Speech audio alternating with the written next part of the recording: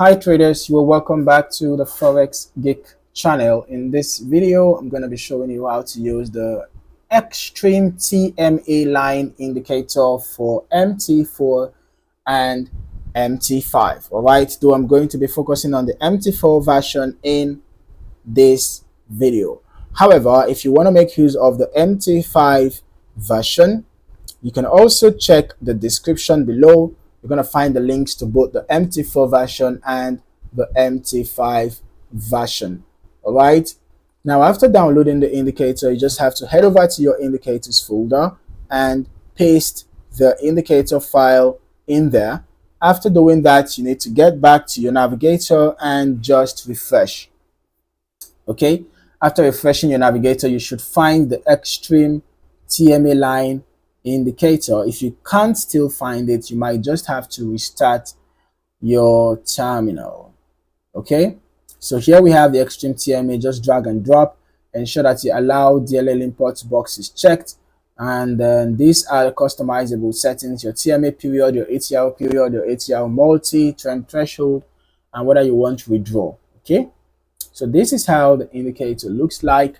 It is designed to highlight dynamic trend boundaries and potential reversal zones. So it helps you to identify overextended price movements, and then as you can see, you will know whether the market is trending in the bullish direction or in the bearish direction. And you will notice that the upper line is, or rather the two extreme lines, are serving as dynamic support and resistance. Right, the upper line serving as dynamic resistance and the lower line serving as dynamic support, and in some cases the middle line is also serving as both dynamic resistance and dynamic support. All right, so I would recommend using this indicator in a trending market. When the market is trending in the bullish direction, you want to look out for buy opportunities around the middle line and the lower line. Okay, if the bullish momentum is quite strong, you might have your continuation from the middle line. But if it is a very gentle slope, you might have a continuation from the lower line. Okay, so just get your confirmation before you execute the trade. On the other hand, when the trend is bearish, you want to look out for sell opportunities around the upper line or the middle line, as the case may be. Like I said, when the slope is very gentle, the price will likely get towards the upper line or at least close to it, right? But if it's a very steep slope, you might see price getting close to the middle line and getting rejected. So all you have to do is to get your confirmations, right?